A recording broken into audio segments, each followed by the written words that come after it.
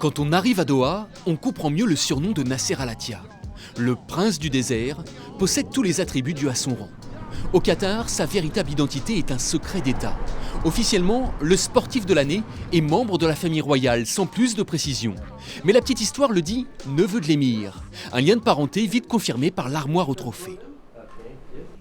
Le trophée du Dakar 2011, c'est l'émir qui l'a. Vous lui avez offert ?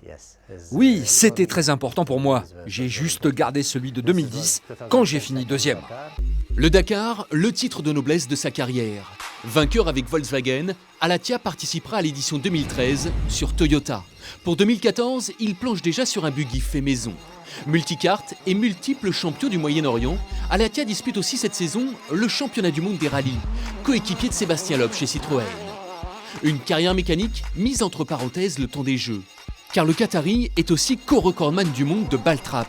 Il dispute à Londres ses 5e Jeux Olympiques. C'est un rêve, c'est le rêve de tout athlète d'être le porte-drapeau de son pays. J'ai beaucoup de chance de vivre ça pour la deuxième fois. Losail, dans la banlieue de Doha.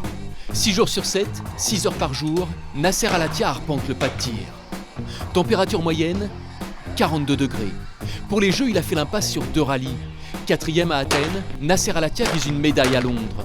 Ce serait la 3e dans l'histoire du pays. Mais au-delà des Jeux, Al-Attiyah a d'autres ambitions pour son émirat.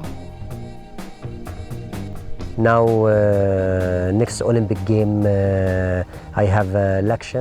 Londres, nous allons élire les représentants des athlètes au sein du Comité international olympique. Je veux devenir membre du CIO pour soutenir les athlètes.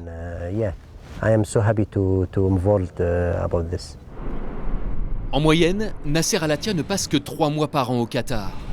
Dans une capitale en chantier permanent, il possède pourtant une rue à son nom. Logique pour celui qui est aujourd'hui l'ambassadeur du pays.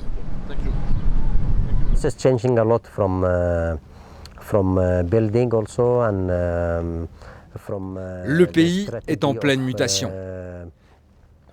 Il a engagé une vraie révolution stratégique. Le gouvernement fait vraiment du bon travail.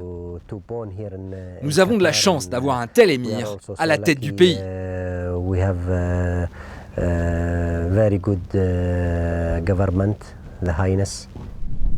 Quand il n'est pas au volant ou fusil à la main, Nasser Al-Attiyah vit ici, en plein désert, dans sa ferme, au milieu des siens.